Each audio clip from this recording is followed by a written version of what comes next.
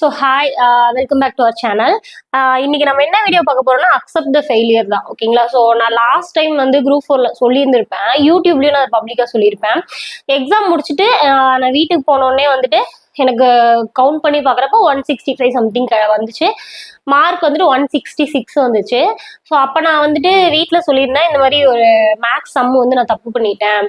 அது வந்துட்டு ஏறு வரிசை கேட்டிருந்தாங்க கொஸ்டின்ல, நான் வந்துட்டு இறங்கு வரிசைன்னு நினச்சிட்டு போட்டுட்டேன் அப்படின்னு சொன்னேன். ஸோ அது சொன்னதுலேருந்து வந்துட்டு நிஜமா சொல்றேன், வீட்டில் நான் எல்லாத்தையும் என் தம்பி அம்மா அப்பா எல்லார்ட்டையுமே சொல்லிட்டேன். ஸோ சொன்னதுலேருந்தே வந்துட்டு நார்மலா வீட்டில் என்ன சொன்னாலும் உனக்கு கணக்கே வராது, ஏறு வரிசை இறங்கு வரிசையும் உனக்கு தெரியல அப்படிங்கிற மாதிரி சொல்லுவாங்க. ஓகேங்களா?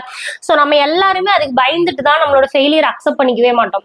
எப்பவுமே வந்துட்டு நம்ம ஒரு ஃபெயிலியர் பண்ணிட்டோம் அப்படின்னா நம்ம என்ன பண்ணுவோம் அப்படின்னா வந்துட்டு நம்ம அனலைஸ் பண்ணி பார்த்தா நம்ம சைடு தான் தப்பு இருக்கும். பட் என்ன சொல்லுவோம்னா, எக்ஸாம் இந்த டைம் ரொம்ப டஃப், ஸோ எக்ஸாம்ல வந்துட்டு கொஸ்டின்ஸ்லாம் வந்து ரொம்ப டஃப்பாக கேட்குறாங்க, அதனால எழுத முடியல, ப்ரிப்பேர் பண்ண முடியல, எங்கேருந்து கேட்குறாங்கன்னே தெரில, அது வந்துட்டு என் கையிலேயே இல்லை, ஸோ அது என்னோட தப்பே கிடையாது, என் சைடு நான் 100% கரெக்டாக பண்ணிட்டேன், அதை தாண்டி என்னை மீறி ஒன்று நடந்துருச்சு அப்படிங்கிற மாதிரி நம்ம சொல்லுவோம்.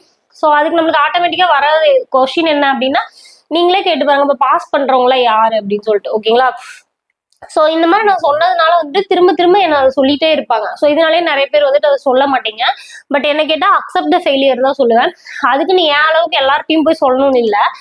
நான் இது தப்பு பண்ணிட்டேன், இதில் ஒரு கொஸ்டின் கிடைச்சிருக்கலாம், சயின்ஸ் நான் படிச்சிருந்தேன்னா இன்னும் கொஞ்சம் மார்க் கிடைச்சிருக்கலாம் அப்படின்னு சொல்லிட்டு என்கிட்ட யாராவது கேட்டாங்கனாலே, ஏன் ஃபெயில் ஆன, இவ்வளோ நாள் படிச்சியே ஏன் ஒரு மார்க்ல விட்டுட்ட அப்படின்னு கேட்டாங்கன்னா, ஆமா எனக்கு ஏறுவரிசை வந்துட்டு நம்ம மேக்ஸ் ப்ராக்டிஸ் பண்ணலையே, அங்கே போய் பதட்டத்துலையான்னு தெரியல, தப்பா போட்டேன் அப்படின்னு நான் சொல்லிடுவேன். நீங்க வெளியே சொல்லணும்னு அவசியம் கிடையாது. பட் நீங்க என்ன தப்பு பண்றீங்க அப்படின்னா, அந்த அந்த அந்த ஃபெயிலியர் வந்து நம்மளாவது ஏத்துக்கணும். அட்லீஸ்ட் நம்ம வெளியே சொல்ல வேணாம், வெளியே இப்படியே சொல்லிக்கோங்க, தப்பு இல்லை. ஆனா அந்த ஃபெயிலியர் அட்லீஸ்ட் நம்மளாவது ஏத்துக்கணும். நம்மளும் ஏத்துக்காம அது என்னன்னே அனலைஸ் பண்ணாம, இப்ப நான் வந்து ஃபெயில் ஆயிட்டேன் அப்படின்னா ஏன் ஃபெயில் ஆனன்னு எனக்கு தெரியும். ஸோ எனக்கு வேலை கிடைக்கலன்னா ஏன் கிடைக்கலன்னு எனக்கு தெரியும், என் சைட்ல என்ன தப்புன்னு தெரியும், ஆப்போசிட்ல என்ன நடக்கும், எனக்கு எகென்ஸ்டா எத்தனை பேர் இருக்காங்க, அதெல்லாம் எனக்கு எதுவுமே தெரியாது. நான் என்ன தப்பு பண்ணேன்னு எனக்கு தெரியும். ஸோ என் தப்பை நான் கரெக்ட் பண்ணிட்டேன்னா அடுத்த டைம் எனக்கு வந்துட்டு வேலை கிடைச்சிடும், அவ்வளவுதான். இதே வந்துட்டு நம்ம வந்து நம்மள வந்துட்டு கரெக்ட் அப்படின்னு ப்ரூவ் பண்றதுக்காக எக்ஸாம் சரியில்லை, சுத்தி இருக்கிற என்விரான்மெண்ட் சரியில்லை, நான் படிக்கிறதுக்கு எனக்கு யாருமே ஹெல்ப் பண்ணல, வீட்டுல வந்து நிறைய டார்ச்சர் பண்றாங்க, அவங்க ஒரு நாள் அன்னைக்கு அந்த வார்த்தை சொன்னாங்க, அது எனக்கு கஷ்டமா இருந்துச்சு, அதனால படிக்கல அப்படின்னு சொன்னோம் அப்படின்னா, இதெல்லாமே உண்மையா மனசாட்சியை தொட்டு நீங்களே யோசிச்சு பாருங்க. அதுல வந்து உண்மையான ரீசனே கிடையாது. ஓகேங்களா? நம்ம கொஞ்சம் லேசியா இருப்போம், நம்ம கொஞ்சம் கேர்லெஸ்ஸா இருப்போம். நம்மளுக்கு இப்பெல்லாம் வந்துட்டு யூடியூப்னு ஒன்று வந்துருச்சு, இன்ஸ்டாகிராம், மீடியா எல்லா பக்கமுமே வந்துட்டு எல்லாருமே எல்லா ஸ்ட்ராட்டஜியும் சொல்றாங்க. ஸோ எல்லாத்துக்குமே எவ்வளவு மார்க், எப்படி படிக்கணும் எல்லாமே தெரியுது, எல்லாரும் யூனிக் ஸ்ட்ராட்டஜி வச்சிருக்காங்க. ஓகேங்களா? ஸோ அதையும் மீறி நம்ம ஃபெயில் ஆகிறோம்னா நம்ம வந்துட்டு தெரிஞ்சுமே அதை யூஸ் பண்ணிக்கல அப்படின்னு தான் அர்த்தம். ஓகேங்களா? ஸோ அதை அக்செப்ட் பண்ணாம, இப்போ குரூப் 2ல வந்துட்டு குரூப் 2 எவ்வளோ டஃப்னு தெரியுமா, ஒருத்தவங்க கமெண்ட் பண்ணியிருந்தது, அது எவ்வளோ டஃப்னு தெரியுமா, அது நீங்க எப்படி வந்துட்டு இந்த குரூப் 4 சிலபஸ் வச்சு பாஸ் பண்ண முடியும்னு சொல்றீங்க அப்படின்னு சொல்றாங்க. ஏன் அப்படி சொல்றாங்க அப்படின்னா, அவங்க வந்து குரூப் 2 எழுதியிருக்காங்க, எழுதி அவங்களுக்கு வேலை கிடைச்சிருக்காது. ஓகேங்களா? இப்போ குரூப் 4 எழுதியிருக்காங்கன்னு வச்சுக்கோங்களேன், லாஸ்ட் குரூப் 4 எழுதியிருக்கீங்க, எழுதி நமக்கு வேலை கிடைக்கல. இப்போ நான் வந்துட்டு லாஸ்ட் குரூப் 4 எழுதியிருக்கேன், 200க்கு 165 மார்க் வாங்கிட்டேன். ஓகேங்களா? ஸோ அப்போ எவ்வளோ கொஸ்டின் எனக்கு தப்பு அப்படின்னா வந்துட்டு 35 கொஸ்டின் எனக்கு தப்பு. இப்போ இந்த 35 கொஸ்டின்ல 20 கொஸ்டின் கிட்ட அவுட் ஆஃப் புக் போயிடுச்சு. இப்ப நான் வந்துட்டு 20 கொஸ்டின் அவுட் ஆஃப் புக் போயிடுச்சு, 150க்கு தான் கேள்வியே கேட்டிருந்தாங்க அப்படின்ட்டு. இப்ப இந்த 200 கொஸ்டின்ல 20 எவ்வளவு கொஸ்டின் அவுட் ஆஃப் புக் போயிடுச்சு தெரியுமா? இது எவ்வளவு டஃப், இந்த கொஸ்டின்ல எங்க இருக்குன்னே எனக்கு தெரியல, நான் எப்படி படிக்கிறது, ஸோ அதனால எனக்கு கிடைக்கல அப்படின்னு நான் சொல்றது கரெக்டா இருக்குமா? இல்ல பேலன்ஸ் 15 கொஸ்டின் எனக்கு தெரிஞ்சும் நான் கேர்லெஸ்ஸா போட்டு வந்திருக்கேனே, அதை சரி பண்ணா அடுத்த எக்ஸாம் போயிருவோம் அப்படின்னு நான் நினைக்கிறது கரெக்டா இருக்குமா? ஸோ இப்ப வந்துட்டு 20 கொஸ்டின் அவுட் ஆஃப் புக், இது எங்கிருந்து படிக்கிறதுனே தெரியல. சரி, ஓகே, எங்கிருந்து கேட்டிருக்காங்கன்னு கண்டுபிடிச்சு நம்ம அந்த புக்கு படிச்சா அடுத்த டைம் அதுல இருந்து கேட்பாங்களான்னு நம்மளுக்கு தெரியாது. ஸோ அப்ப நான் அதை தேடி, அது என் கையிலேயே இல்லாத ஒரு விஷயம். இந்த 20 கொஸ்டின்ங்கிறது என் கையில இல்ல, என் சக்தி மீறினது, இதை நான் குறை சொல்லிட்டே இருக்கேன், அது உண்மைதான். ஸோ இது வந்து டஃப் தான், 20 கொஸ்டின் கேட்டிருக்காங்க, நான் குறை சொல்லிட்டே இருக்கேன். அப்ப நான் இந்த 15 மார்க் இருக்கு இல்லையா, அந்த 15 மார்க் நான் விட்டேன் இல்லையா, அதை நான் ஒரு நாளாவது அனலைஸ் பண்றேன்னா அப்படின்னு யோசிச்சு பார்க்கணும். இப்போ குரூப் 2ல வந்து 200 கொஸ்டினுக்கு வந்துட்டு நான் 152 தான் போட்டேன் ப்ரிலிம்ஸ்ல. ஓகேங்களா? ஸோ ப்ரிலிம்ஸ்ல வந்துட்டு 152 தான் போட்ட ப்ரிலிம்ஸ் கிடைச்சிருச்சு எனக்கு. இப்போ இதுல 48 கொஸ்டின் அவுட் ஆஃப் புக் போயிடுச்சு அப்படிங்கறக்காக 48 கொஸ்டின் அவுட் ஆஃப் புக் போயிருக்கு, நான் எப்படி இதுல பாஸ் பண்ண முடியும் அப்படின்னு நாங்க போய் எக்ஸாம்ல யோசிச்சுட்டு எல்லாருக்குமே டஃப் தான், யாருக்கும் கிடைக்காது அப்படின்னு நான் வர முடியுமா அப்படி நம்ம நினைச்சாலும் பாஸ் ஆகி போறவங்க போயிட்டே தான் இருப்பாங்க. எனக்கு தெரிஞ்ச 152 நான் கரெக்டா போட்டேனா அதைதான் நம்ம பார்க்கணும். ஓகேங்களா? ஸோ அதை விட்டுட்டு அந்த 152ல நான் ஒரு தப்பு பண்ணியிருப்பேன், அந்த தப்பை மறைக்கிறதுக்காக இந்த 165 போட்டிருக்கேன். இந்த 35ல 20 கொஸ்டின் அவுட் ஆஃப் புக்னா பேலன்ஸ் 15 கொஸ்டின் நான் ஏன் போடல? நான் 20 கொஸ்டினை குறை சொல்லிட்டு இந்த வருஷம் குரூப் 4 டஃப் ரொம்ப கஷ்டப்பட்டு படிச்சேன், லைஃபே போச்சு அப்படின்னு சொல்லி நான் சொல்லிட்டே இருக்கேன் அப்படின்னா என்ன ஆகும் அப்படின்னா, ஃபர்ஸ்ட் விஷயம் நம்ம நம்புவோம் குரூப் 4 டஃப், இது நம்மளுக்கு வேலைக்கு ஆகாது, நம்ம வேற ஏதாவது பார்த்துக்கலாம், நம்ம மைண்ட் ஃபர்ஸ்ட் நம்புவோம். இன்னொன்று புதுசா வரவங்க கிட்டே அதை சொல்றீங்க, அது உண்மையாலுமே எனக்கு ரொம்ப கஷ்டமா இருக்கு. ஸோ இப்படி இந்த 20 கொஸ்டினை காட்டி காட்டி சொல்றப்போ, இப்போ பேட்ச்லயோ இல்ல புதுசா யூடியூப் ஸ்டூடெண்ட்ஸ் என்கிட்ட காலில் கேட்கிறப்போ, மேம் எக்கனாமிக்ஸ்ல ஜிடிபி கேட்டிருந்தாங்க மேடம், அது எங்க இருக்குன்னே எனக்கு தெரியல மேடம், எப்படி மேடம் எக்கனாமிக்ஸ் படிக்கிறது அப்படின்னு கேக்குறாங்க. அதாவது அவுட் ஆஃப் புக்கான கொஸ்டினே தான் கேள்வி கேட்டே இருக்காங்க.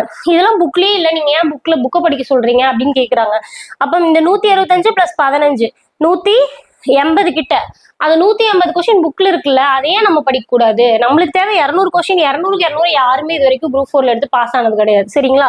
ஸோ நம்ம ஒழுங்கா படிச்சு நம்ம படிச்சதை அங்க கேட்டிருக்காங்கன்னா நம்ம படிச்ச நாலேஜ் யூஸ் பண்ணி அதை போட முடியுமா, அதை நான் கரெக்டா பண்ணிருக்கேனா அப்படின்னு பார்த்தா அடுத்த டைம் பாஸ் ஆகலாம். இந்த 20 கொஸ்டின் நான் குறை சொல்றேன் அப்படின்னா என்னை சுத்தி இருக்கவங்களையும் நான் பயன்படுத்துறேன், என்னையும் வந்துட்டு நான் கரெக்டு, எனக்கு என்னை சுத்தி இருக்கிறது எதுவுமே சரியில்லை, அதனாலதான் நான் இப்படி ஆயிட்டேன் அப்படின்னு சொல்லிட்டு என்னையும் நான் நம்ப வச்சுக்கிறேன். ஸோ இப்படி நம்ப வச்சுட்டா என்ன ஆகும், ஆமா நீ கரெக்ட், உன்னை சுத்தி எதுவுமே சரியில்லை, அதனால நீ இப்ப படிச்சாலும் வேஸ்ட் தான், எல்லாமே உனக்கு எகென்ஸ்டா இருக்கு, உனக்கு டைம் சரியில்லை, உனக்கு வந்து கொஸ்டின் பேப்பர் இப்பெல்லாம் இப்படி மாறிடுச்சு, ஓகே இது விட்டுறலாம் அப்படின்னு தானே கான்சியஸ் சொல்லும், நம்ம மைண்ட் அதை தானே சொல்லும். இதுவே இதை விட்டு போட்டு சரி இந்த 15 கொஸ்டின் எடுத்துனா 180 வந்துருக்கும்ல, அந்த 15 கொஸ்டின் நான் ஏன் எடுக்கல? ஏன்னா இந்த 20 கொஸ்டின் ஸ்டேட் ஃபர்ஸ்ட் எடுத்தவங்களுக்கும் தெரியாது, அவங்க ஃப்ளூக்ல போட்டிருக்கலாம், இல்லை என்னைக்காவது எங்கேயாவது படிச்சதை வச்சு போட்டிருந்துருக்கலாம், அவ்வளவுதான். அந்த 20 அவங்க போடாம கூட விட்டுருந்தாலும் அவங்க ஸ்டேட் ஃபர்ஸ்ட் தான், ஏன்னா அவங்க படிச்சு 180 ஒழுங்கா போடுறாங்க. நீங்க அதை விட்டு போட்டு இந்த 20 பிடிச்சி நம்மளுக்கு நம்ம மேல தப்பில்லைன்னு ப்ரூவ் பண்றதுக்காக அதை வைக்கிறோம். ஓகேங்களா? ஸோ அதை பண்ணாதீங்க. அதே மாதிரி அவுட் ஆஃப் புக் போற கொஸ்டினையே கான்சென்ட்ரேட் பண்ணாதீங்க, அதை தாண்டி 90% இதுல இருந்து கேட்கறாங்க, அதை ஃபோக்கஸ் பண்ணுங்க. இந்த 15 கொஸ்டின் ஏன் தப்பு, நான் படிச்சேனா புக்ல இருக்கா ஃபர்ஸ்ட், அதை நான் படிச்சேனா, நான் படிச்சா ஏன் அதை தப்பா போட்டேன் அப்படின்னு நீங்க கண்டுபிடிச்சிருந்துருக்கலாம். இப்ப நான் வந்துட்டு சொல்றேன் இல்லையா, 166 நான் எடுத்தேன், எனக்கு ஒரு கொஸ்டின் வந்துட்டு 167 எடுத்தவங்களுக்கு போன டைம் வேலை கிடைச்சது, அப்ப தோணுச்சு அந்த ஏறுவரிசை கரெக்டா போட்டிருந்தா நான் வேலை வாங்கிருக்கலாம் அப்படின்னு நான் சொன்னேன். இதுவே வந்துட்டு அந்த தெரியாம நிறைய கொஸ்டின் அவுட் ஆஃப் புக் போயிருச்சு, அதனாலதான் நான் வேலை வாங்கல அப்படின்னு சொன்னா அது சரியா இருக்குமா? இது நம்மளே ஏமாத்திக்கிறது. ஓகேங்களா? ஸோ அப்போ நான் திரும்ப அந்த ஏறுவரிசைன்னு சொல்ல எனக்கு வந்துட்டு அந்த ஏறுவரிசை செம்மையே மறக்காது, அந்த மாதிரி ஆயிடுச்சு. அதுக்கு நீங்க வெளியே போய் தப்பு ஒத்துக்கோங்க, உங்களோட என்ன சொல்றது செல்ஃபை விட்டு கொடுங்கன்னு நான் சொல்லல, பட் உங்களுக்குள்ள ஒரு செல்ஃப் அனலைஸ் இருக்கணும் அப்படின்னு சொல்றேன். ஓகேங்களா? அதையும் சயின்ஸ் நான் படிக்கல, சயின்ஸ் படிக்காதனாலதான் எனக்கு வந்துட்டு அந்த டைம் வேலை கிடைக்கல அப்படிங்கிறத நான் ரொம்ப நினைச்சு ஃபீல் பண்ணேன். ஓகேங்களா? இவ்வளவு படிக்க முடிஞ்சதே நம்மளால ஏன் சயின்ஸ் படிக்க முடியல அப்படின்னு சொல்லி ஃபீல் பண்ணேன். ஸோ அதனாலதான் ப்ரிலிம்ஸ் குரூப் 2 ப்ரிலிம்ஸ்க்கு எல்லா போர்ஷனையும் முடிச்ச உடனே சயின்ஸ் எடுத்து உட்காந்து படிச்சுட்டு இருந்தேன். ஃப்ரெண்ட்ஸ் எல்லாம் சொன்னாங்க சயின்ஸ்லாம் வந்துட்டு மார்க் போன டைம்ல 10 கொஸ்டின் கிட்ட சயின்ஸ் கேட்டிருந்தாங்க. ஓகேங்களா?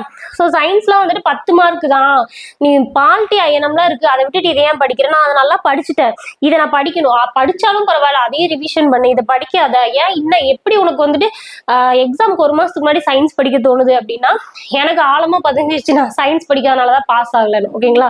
ஸோ அந்த மாதிரி நம்ம தப்பு என்னங்கிறத அனலைஸ் பண்ணிட்டு போயிடணும். நம்ம கையை மீறி இருக்கிற விஷயத்த போய் ரொம்ப அது கூட போராடி அதை குறை சொல்லிட்டே இருந்தீங்க அப்படின்னா ஒரு பாயிண்ட்டுக்கு மேல நம்ம மைண்ட் வந்துட்டு இந்த உலகமே நம்மளுக்கு எதிராக செயல்படுது அப்படிங்கிற மாதிரி நம்ப ஆரம்பிச்சிடும். ஓகேங்களா? அது உண்மை கிடையாது. நம்மளுக்கு என்ன அதுல பாசிபிலிட்டி இருக்கோ அதை எடுத்துட்டு போறதுதான் கரெக்டா இருக்கும். ஓகேங்களா? ஸோ இதுக்காக தான் இந்த வீடியோ. ஸோ நம்ம மேல ஏதாவது தப்பு இருக்குன்னா அதை அக்செப்ட் பண்ணிக்காம ஆப்போசிட் இருக்கவங்களை குறை சொல்லாதீங்க. அங்க குறையாவே இருந்தாலும் அதை இக்னோர் பண்ணிட்டு நம்ம மேல இருக்க தப்பை மட்டும் சரி பண்ணி நம்ம லைஃப்பை நம்ம பார்த்துப்போம். ஓகேங்களா? ஸோ அடுத்த வீடியோ மீட் பண்ணலாம். until then bye.